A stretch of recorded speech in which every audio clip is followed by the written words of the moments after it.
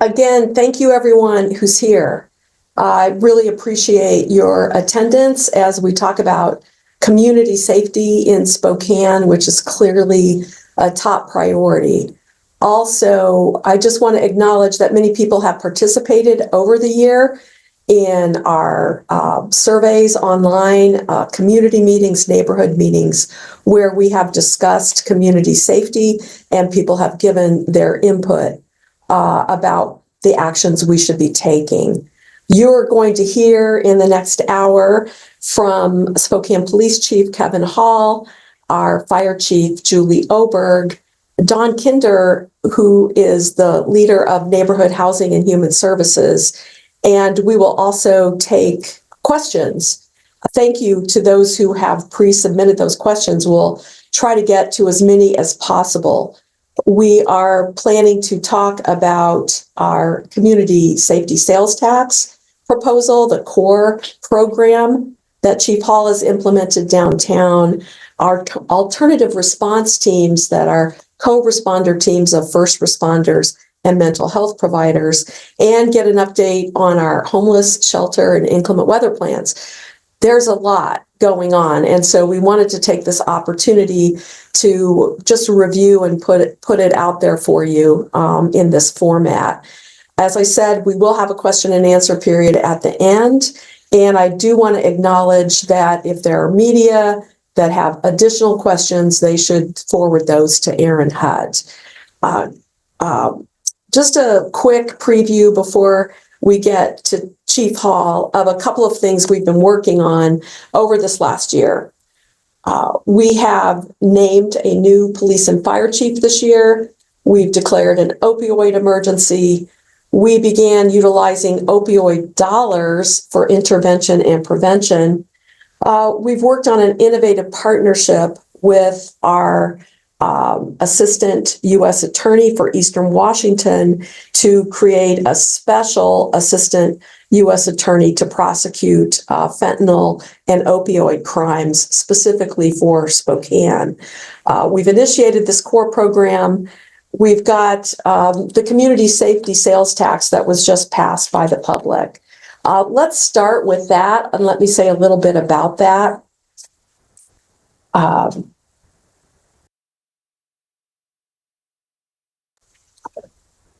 So I just want to thank the voters who saw the potential in this proposal and overwhelmingly voted in support of it.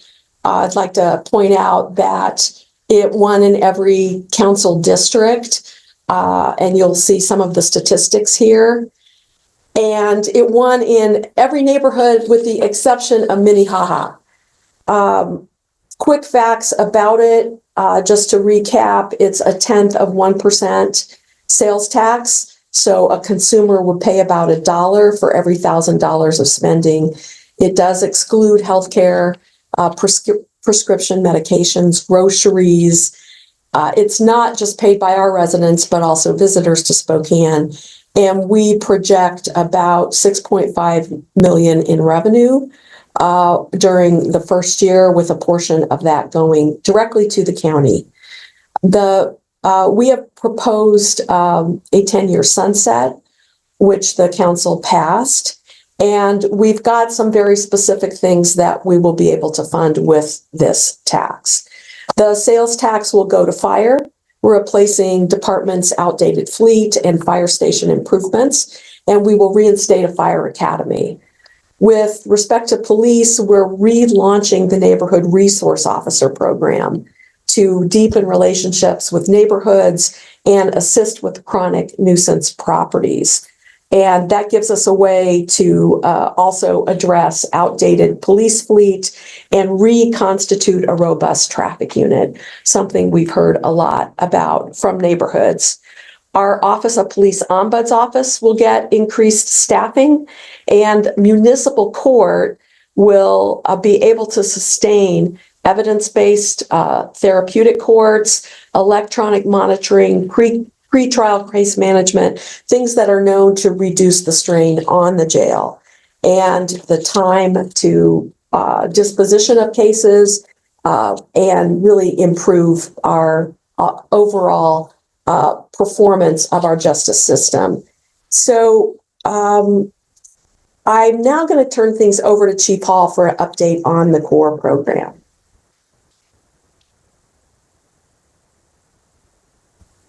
Thank you, Mayor Brown.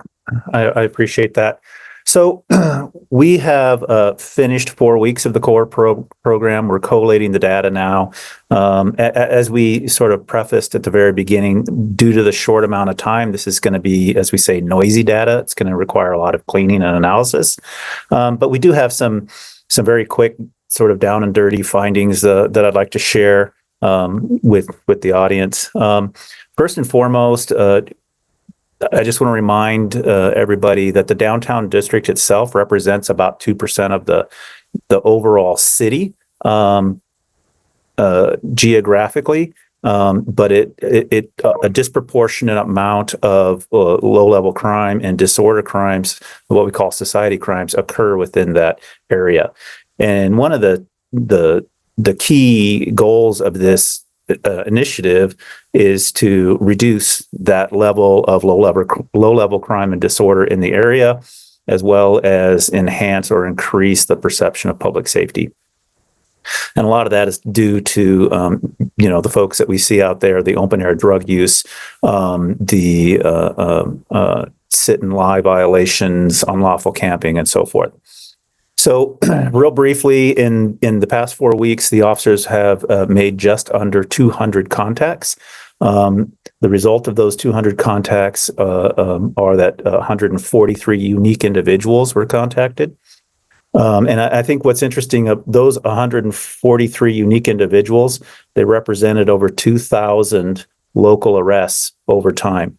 So it kind of goes to what I've talked about previously in the law of crime concentration, meaning that crime concentrates amongst a small number of offenders in a very small number of geographic locations. It looks like about 15% of the top 15% of those 143 individuals represent over 1,100 arrests, meaning the top 15% of the 143 individuals were responsible for about half of the arrests that we just talked about over time. So I think that's important to annotate as we look forward to high utilizer programs and how we can address the needs of this very active group who almost certainly have a high level of acuity with behavioral health and substance use as well. One of the other things that was very interesting to us is that assaults, both simple and ag assaults, were reduced during this 4-week period compared to the 4-week period the year before. So we're using the same date range, only from 2023. So violent crime trends went down slightly during this period, which we think is positive. We're still trying to determine causality, but there's definitely a correlation. Crisis calls are overwhelmingly overrepresented in the downtown area, and in particularly in the areas that we were focusing on. And that continued while we went through the CORE initiative.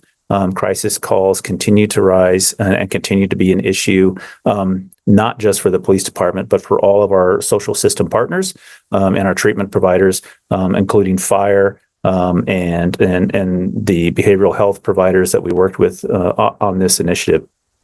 And I just want to reiterate that this initiative wasn't just a police initiative. This involved fire, it involved housing, it involved behavioral health, it involved substance use treatment providers. A whole host of community partnerships and city departments were involved in this. And that's, we feel, is going to be the best way possible as we move forward, is to look at this holistically as an all government, all community problem solving initiative, as opposed to it's just a police problem. It's going to take all of us to address this complex social problem that affects Spokane. Thank you, Chief Hall. And I really appreciate that we are taking this data-driven approach, and I'm looking forward to the recommendations that you'll make as we move forward. And I want to turn this over now to our Fire Chief, Julie Oberg. Good morning. Thank you, Mayor. Good morning, everybody. Thanks for your attendance today. I want to hit on a few items. I'll start with our behavioral response unit and specific to our role in supporting the core outreach program that Chief Hall just spoke on. The behavioral response unit is our emergent co-responder unit. So it is staffed with a fire department, firefighter, paramedic, and a frontier behavioral health, mental health worker. Their primary mission is to divert away from emergency rooms when possible. So if they can medically clear someone and rather direct them into the appropriate treatment for whether it's alcohol, opioid, and mental health needs, but keeping them out of the ER, that is our primary focus. So that is their normal mission. During the downtown core, we just focused more visibility and more presence in that downtown area. Just as a reminder, a lot of times the patients that our behavioral response unit encounters are very treatment resistant patients. So we don't necessarily see large movements of care in a short amount of time. So I just want to make sure that we're managing our expectations and what the BRU's impact can be. Also want to focus on CARES. So our CARES team is the non-emergent arm. It is a social case manager. And just as a reminder for anybody that's been with us for a while, historically, our CARES has been a staff of one since the inception of the CARES team. They've been supported with student interns, but those student interns had to have oversight from our trained and certified case manager. Opioid settlement dollars have allowed us to expand that team and actually quadruple the size. We now have our first hire that is actually onboarded and in the streets and has already begun homeless outreach, specifically in the downtown area.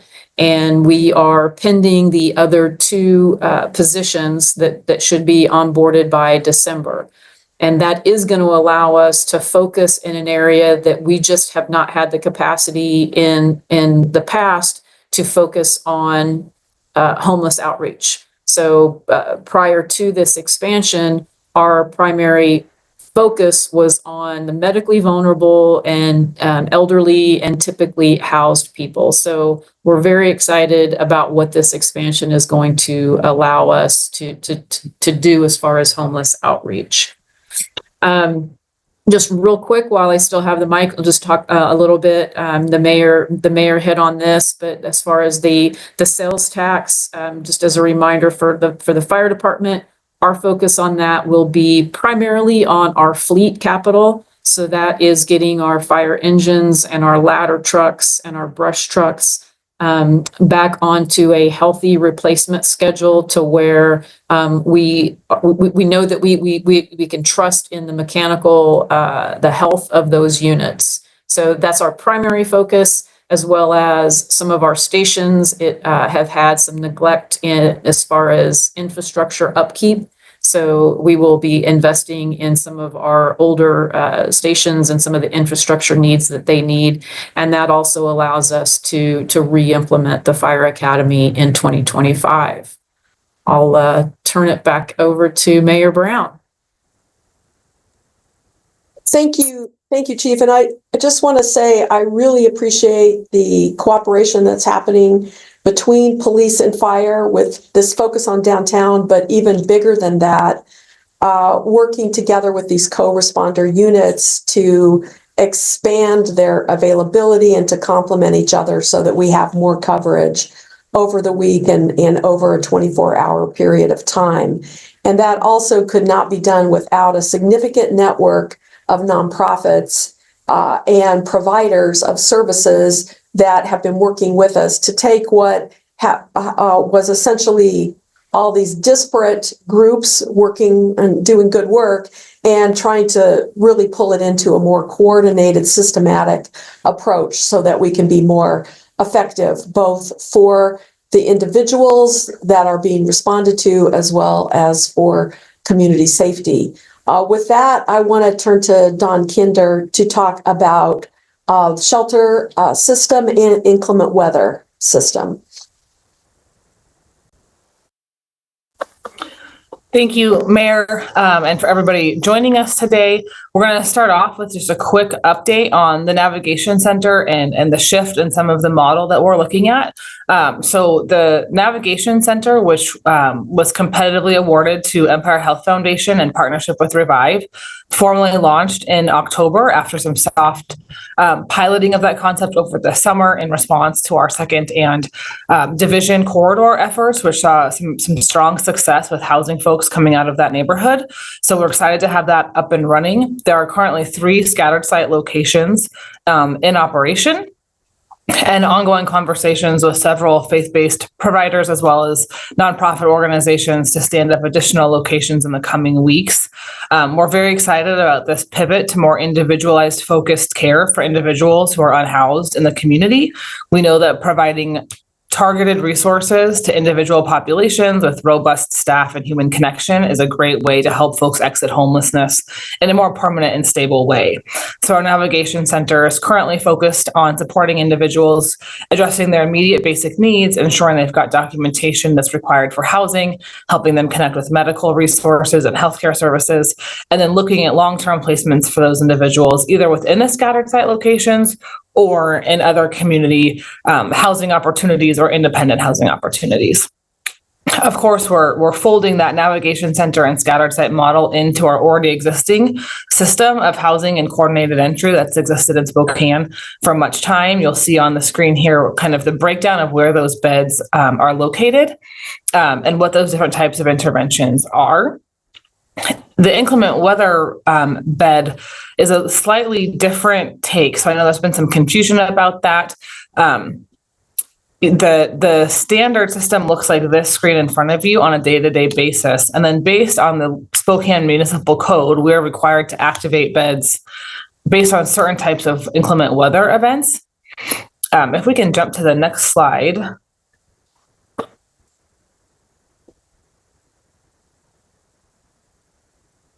Thank you. Thank you so much. So the current SMC requires that we activate those inclement weather beds when the temperature is below 32 degrees, above 95 degrees for 2 or more days, or the air quality is above 201. The research done through efforts this year, both with council staff on the roundtables and CHHS, indicated that based on the past 6 years of data from the National Weather Service, we should project that we would need 141 days of activation based on the current SMC criteria. The plan that we've developed for this year allows for 133 beds to be activated on 143 different nights or days, depending on the season, to be both compliant with the SMC, but most importantly, to ensure that there's safe places for individuals to shelter during those inclement weather events in our community. We did change the plan this year in a sense that in prior years, there have been independent warming or cooling centers stood up to address specific weather incidents. Given the cost of those operations, we have pivoted to supplementing beds at existing providers to try and spread those funds out as far as possible, maximize our ability to fund beds while also ensuring that the necessary resources and collaboration within the system are occurring. In doing so, we allocated our annual funding of $250,000 for inclement weather, which is what was in the 2025 budget, as well as worked with our providers in the housing community to gain support to do a one-time allocation of our 1590 HEART funds that were remaining after a prior competitive round to bring our total investment in inclement weather to $1,050,000. That allowed us to fully fund all of the requests for proposals that we received in our inclement weather RFP that was facilitated earlier this fall. That resulted in 133 beds from 4 different agencies across 5 different locations. That includes beds at the House of Charity, Hope House, The Way Out, Revive, and then the Salvation Army site for family sheltering. We know that going forward, we need to continue to make this level of investment possible, and you'll see that reflected in the proposed budget that Mayor Brown shared with Council over the last week. So we're very happy to have providers who are willing to try this method with us. We'll be funding those beds on a per bed, per night funding agreement with those agencies, and they have already been activating based on the SMC over the last week or two. When that SMC is activated, CHHS staff notify those providers, and then our providers work collaboratively across the system to ensure that everybody knows beds are available. We also do notify the Homeless Coalition and other key stakeholder groups every time the SMC is activated. The next thing I wanted to touch on was our allocation and competitive process this year for 1590 funds. You can go one more slide. Thank you. So on the affordable housing side, we funded projects in a variety of neighborhoods. These are capital investments that were made. We invested several $1 million into those projects over the past year. Those 1590 funds were established on an annual basis through a local SMC that activated a sales tax measure. Those capital funds went out for RFP late last spring. We awarded and put out for RFP just about $7 million in 1590 funds for affordable housing, and about $6 million in funds from other sources like home ARP dollars to support both the capital needs and the services needs of those affordable housing projects. The capital, it resulted in 148 units either preserved or newly added to the system, and then 8 fully funded services projects. You'll see from this list of funded projects here that it's a variety of types of housing. We've got single family, multifamily, as well as duplex, fourplex type units. And then on the services side, what you'll see is a variety of programs focused on supportive services within affordable housing programs to make sure that individuals living on site have access to case management, connections to healthcare, coordination with other neighborhood or community providers to make sure that folks can really be stable in that environment. We also anticipate in the next few months, hopefully early in 2025, putting out our first 1590 behavioral health RFP. That will put out just under $4 million of funding. About $3 million of that will fund capital investment, and about $995,000, or just shy of $1 million, would be allocated to services supporting those behavioral health efforts. That is a summary of kind of what we've been working on the homeless and housing side. And with that, I will turn it back over to Mayor Brown for some questions and answers. Thanks. I will get to the questions in just a minute, but I want to talk a little bit about budget and funding and where the funding comes from. So most of the funding that goes through Dawn's division is actually either federal and or state funding. The last slide with the partnership on building new affordable housing units is a stream of local funding, but it's a small stream of funding, and really those projects are not built with just city dollars. They're generally built with a combination of funds that come from for-profit or nonprofit housing developers, as well as state or even philanthropic funds. And so we anticipate trying to utilize the city's portion to leverage as much affordable housing as we can. And that's only one piece of the housing equation. In our Community and Economic Development Division, we're working hard. We've got good policy and zoning in place to build a lot more housing. We've got incentives that have been passed by the state legislature and some projects both completed and underway for more housing downtown, which we think is part of the solution in terms of the housing crisis, but it's also important for community safety that we have that activation of downtown, because basically during the pandemic, a lot of work shifted away from downtown, and having that come back and having the ability to have downtown be activated by all the activity of people who both live there as well as work there and attend all the great cultural and arts and sports events is a really important part of this as well.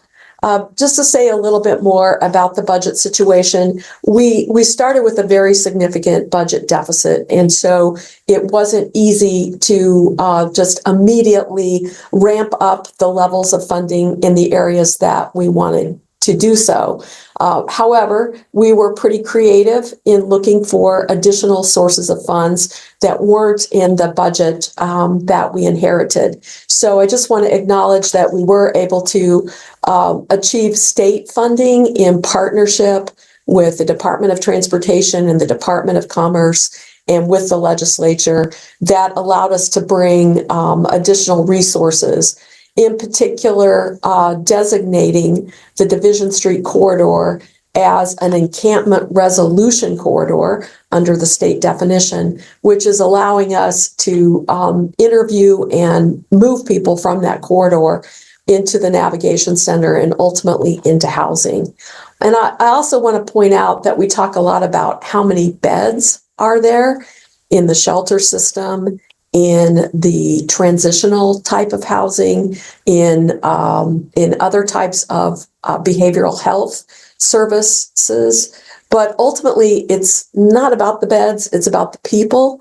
It's about moving individuals successfully from the street into the appropriate location, assessing their needs and moving them on into truly stable housing and often in ongoing behavioral health treatment and recovery. With respect to that, I just need to point out that those behavioral health dollars are really important, and having more services for both sobering and substance misuse treatment and recovery is really important. And I want to applaud Dawn for working with her counterparts in the Spokane Valley and the county, because we need those partnerships in order to be successful. Specifically, behavioral health dollars flow through the county with the mental health sales tax that we all pay. And we definitely need the county to be an active partner in ramping up on the behavioral health side, because that is certainly a gap in our system right now. And it's certainly one that the public has acknowledged as a very important need. So I also want to just acknowledge work that's been done by our Assistant City Administrator for Community Safety, Maggie Yates. She's mapping out the system or non-system as it really is, and really identifying those gaps. And we want to utilize our limited resources to fill those gaps. And again, that's going to take partnerships. We've also been utilizing our opioid settlement dollars, and those are available to us here in the city, but also to other local governments, including the county. And so once again, partnership ultimately needs to be part of this regional situation we have with both an unhoused population, but also the game changer of the fentanyl overdose.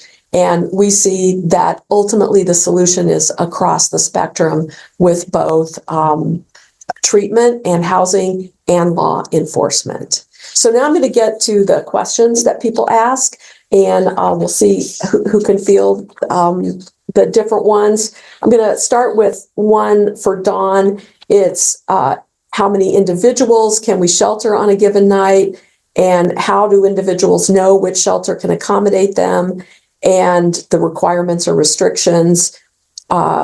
It's a multifaceted question. Is there transportation available if needed? And is there any place to go during the day? So that is a series of questions asked by Candy. Yeah, so happy to jump in. Thanks for the question, Candy.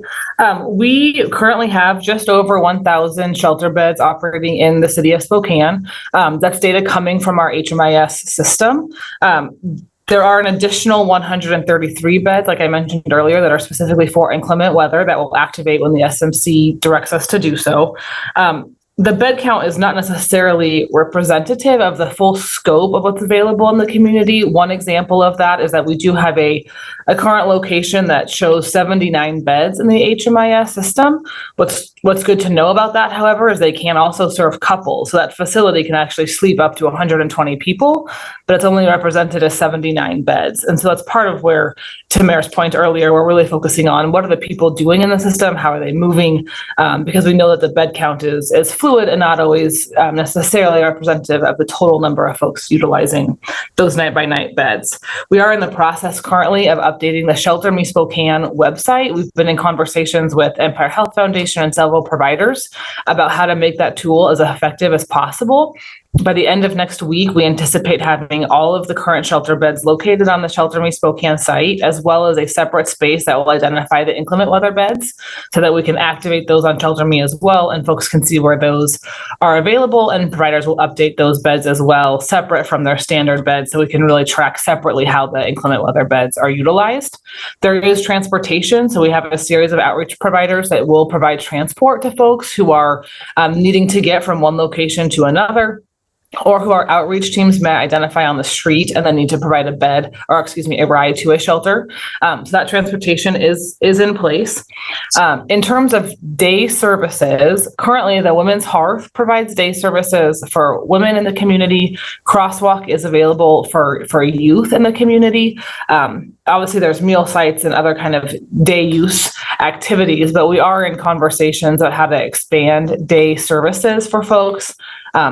Particularly for men who right now have the least access during the day to services in terms of a space to be indoors. So we are working on that with the community currently. And then the last part of that question was about restrictions. And so, the shelter system, any shelter that the city provides funding to is considered a low barrier shelter. That's part of the federal requirements that we pass through. It's also part of the state requirements that we pass through to those partners. The critical thing to note about low barrier is that it does not mean no accountability for folks staying in the shelter. It simply means that you can stay at the shelter whether or not you have photo ID, regardless of your background, regardless of your willingness to participate in certain types of activities on site. There are some shelters that obviously have higher restrictions to access them. Those are shelters that the city does not fund. Some of those do require that you have photo ID or that you participate in certain activities while on site. So that does vary a little bit. We have had some conversations about how to also include that information more directly in the Shelter Me site so that providers can more easily identify good fits for individuals they're serving. And I think that covered all of the questions, but I know it was multifaceted. Yeah, and let me maybe get to what is sort of an underlying question that wasn't asked directly by Candy, but I think she's really getting at, and a lot of people are concerned about. Is it enough? I think we're all asking ourselves, is it enough? Mm-hmm. And I would say we think that it is not enough and that we need more. And so, as Dawn indicated, in the budget that I just proposed, the first budget of this administration, it's a 2-year budget. We're proposing expanding city funds significantly with respect to the inclement weather piece of this. We are also in conversation with other nonprofits and churches who are considering providing a space as part of our scattered site model that would be up to 20 people. And we work with them to determine which population specifically would fit best with their congregations' resources.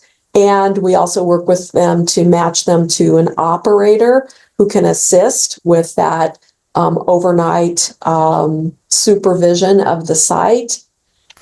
And we have available funds to assist with some of the utility and other additional costs that come into that.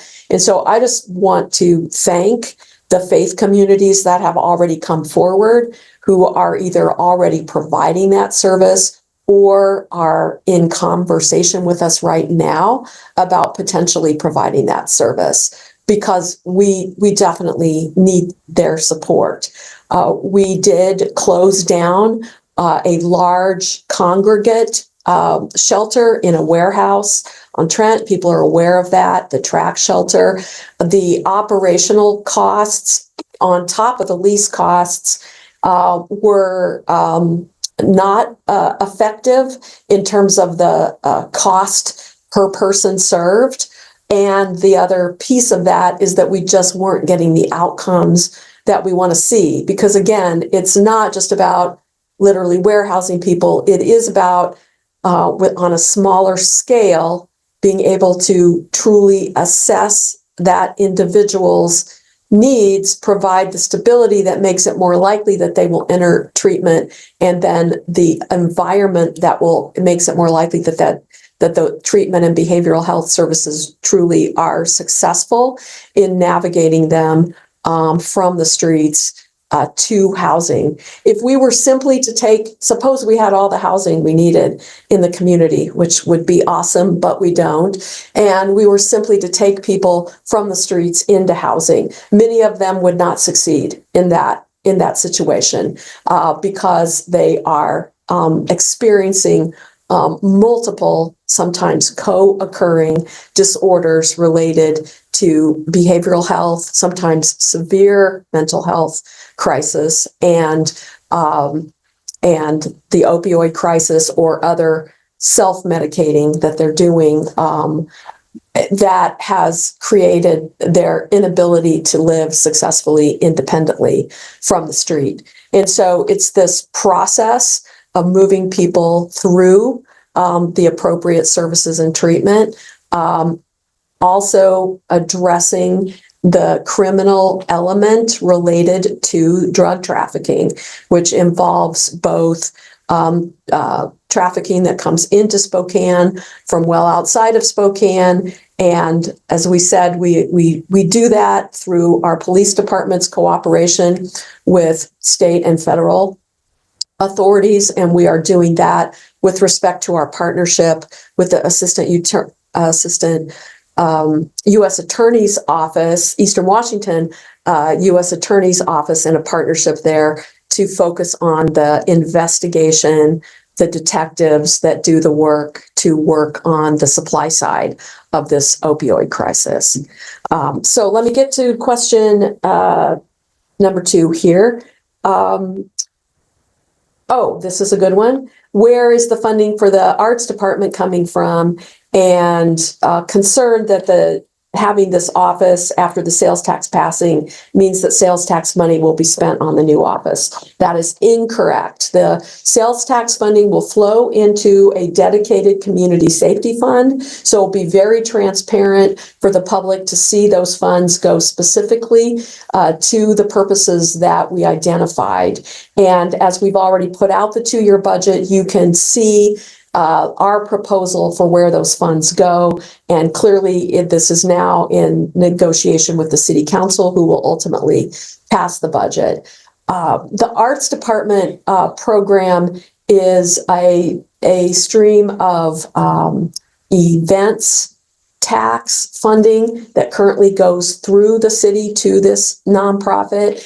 And we are working on a partnership in which we have both a city arts department and a nonprofit arts entity able to attract more philanthropic funds. We're working with Skylar Oberst of Spokane Arts and the Arts Commission and the board of Spokane Arts and multiple organizations in this community that are arts institutions or supportive of the arts and the creative economy, to have this be budget neutral, so we're not requesting any additional funding from the city council in this budget as we go through this process over the next several months to create this small arts department. And I think the ultimate outcome will be very positive for the community because the arts department will be able to work with the police and with streets department when we have special events, and we'll be able to work with our grants department when we are attracting additional funds into the city. And so this is meant to be a force multiplier but not an addition to the budget. And over time, we will also explore ways to bring new types of funding into the city for the arts through state and through philanthropy and through some really interesting entrepreneurs out there that want to do more with respect to music and arts in our community. So essentially, no community sales tax funding going for this purpose. We have a question here about an email response on what we're doing on the second and division corridor. This individual wrote into the mayor's office and received a response about some of the specific things we're doing, but she wants to hear more about the plan on the division corridor, not only for the well-being of the unhoused, but also as a welcome point to our city. So Dawn, why don't you talk a little bit about that process, and maybe I'll add a little bit about some of the funds the council dedicated for cleanup of the corridor and the viaducts as well. Yeah, happy to speak to that in terms of what we're doing with the service providers and the unhoused population in that corridor. So over the summer, as Mayor mentioned earlier, we were able to work with the Department of Commerce and Washington State Department of Transportation to create an encampment zone in that neighborhood, which really what it allowed us to do is activate additional resources to help move individuals from that corridor who are unhoused into housing solutions. So in that process, we were able to house 39 individuals at the Navigation Center, at the time operating as the Revive Hive, which is part of the Encampment Resolution Program. We also have had I2 Strategies, which is a statewide consulting group around encampment and homeless resolution in that area, both during the summer and currently in partnership with SPD to do monitoring of what's happening in that neighborhood, identify individuals who are truly in need of services and ensure that we connect them to those services. And then also working very closely with our nonprofit providers in that corridor to ensure that their needs as an agency are being met, that their clients' needs are being addressed, and to ensure that they have safe places to do services. I think we've seen and heard over the last couple of weeks in particular some significant improvement in that neighborhood. Certainly seeing some opportunities to partner really closely with outreach teams and SPD, as well as our code enforcement team, to make sure that as we address the negative activity in the neighborhood, we're also connecting folks in need with critical resources, whether through the Encampment Resolution Program or through our standard homeless services. That work will continue to be ongoing. We have an ongoing contract with Commerce and I2 Strategies to continue that monitoring process, and are meeting regularly with Chief Hall and his team, as well as I mentioned earlier, our code enforcement team and nonprofit providers, to address ongoing questions that come up in that neighborhood. Fire has also been really critical in responding to behavioral health incidents in that neighborhood and partnering closely with those nonprofits. So we'll continue to see that collaboration and targeted deployment of nonprofit services to individuals in need in that corridor. I know that the code enforcement team is also focused on that as a gateway to the community in terms of the Hoop Fest and Bloomsday component. So I'll let Mayor Brown speak to those efforts. Well, in addition to code enforcement's work there, they have a homeless outreach team. We, over the course of the last year, have doubled that into 2 teams so that there can be one team focused on downtown while the other team rotates across the other neighborhoods in the city. And that involves both addressing graffiti, illegal dumping. We have a new dashboard you can go to on the city website. The issue of illegal garbage dumping is a significant issue in Spokane. It goes well beyond the issues associated with unlawful camping in the unhoused population to be something that happens in multiple neighborhoods. So you'll be able to see what they're doing there. And I just want to remind people that if you want to report those types of situations where you see garbage, graffiti, illegal dumping, please contact 311 either online or on the phone in order to take care of that. And then I want to acknowledge that we requested and the city council allocated an additional $500,000 of the federal relief funds that we were able to pass on in contracts to providers to supplement the cleaning, especially in the southern part of downtown that's not traditionally covered by the Spokane Downtown Partnership. And Downtown Spokane Partnership is one of our partners in that effort, so they have crews out as well that you may be seeing. I'd like to address this next question. Looks like it's a Chief Hall question. What are we doing to address the dangerous, reckless driving that has plagued our city, including street racing? Sure, thank you.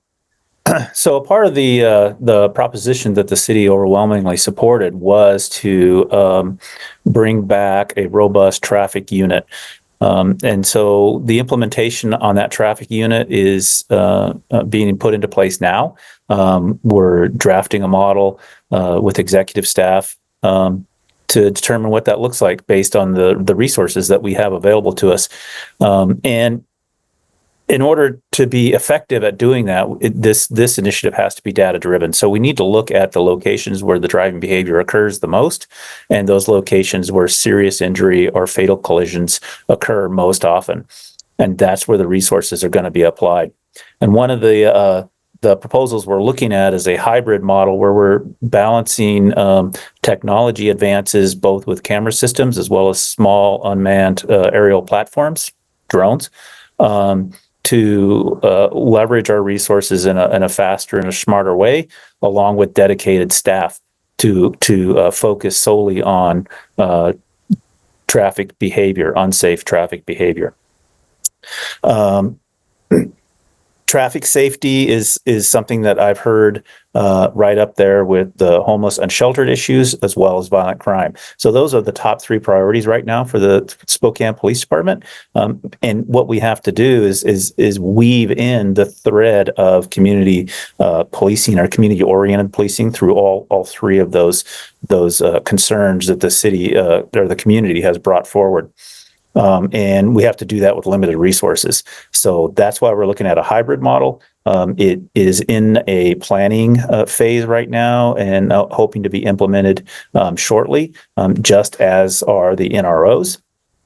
We can't simply flip a switch and have 7 NROs placed throughout the city.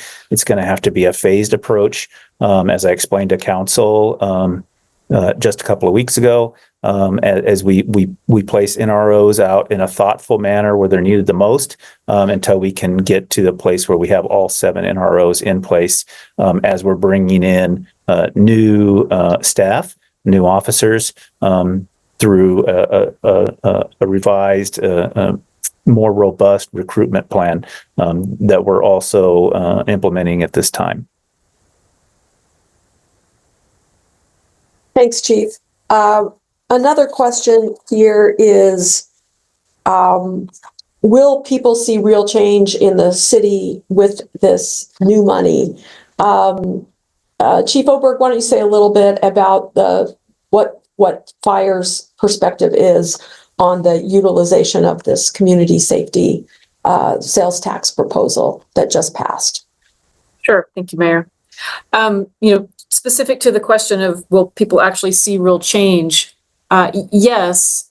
And I also think that it's really important that we manage expectations. So speaking for fire department's part of the sales tax proposal and the changes that we'll be implementing, those are slow. So specifically to our capital fleet investment, the day that we order a new fire engine or fire truck, it is 24 to 36 months before we take delivery. That's pretty much nationwide right now. It was higher than that during the height of COVID. It is coming down, but we don't necessarily anticipate seeing it to pre-COVID timelines anytime soon. Pre-COVID, we would see 12 to 18 months turnaround time. So buying a fire truck, the way that a metropolitan city the size of Spokane buys a fire truck, it's not like going to a car lot and buying a car We are speccing that out. It's being built. So we're not buying them used. There's not a lot that has those. So that time frame will be slow. The capital investment on our facilities, we will see that quicker. Those are some smaller investments. And then the ability to reinstitute the academy, we'll have that in 25. But again, for us, our academy is up to 22 weeks before from the day that they walk into the recruit school on day one until they are in fire stations. So yes, we will see a difference, and speaking from the fire department side, but we just need to manage what that timeline looks like. Specific to our CARES and BRU, we are seeing the investment with our CARES and that opioid investment dollar expansion right now. As I mentioned earlier, we already have our newest member of that CARES team that is doing homeless outreach downtown. That again is a slow investment when they are working with these individuals. So we're not necessarily seeing an immediate change the following day. They stick with these people for weeks and up to months, making sure that they are connected with the resources that they need.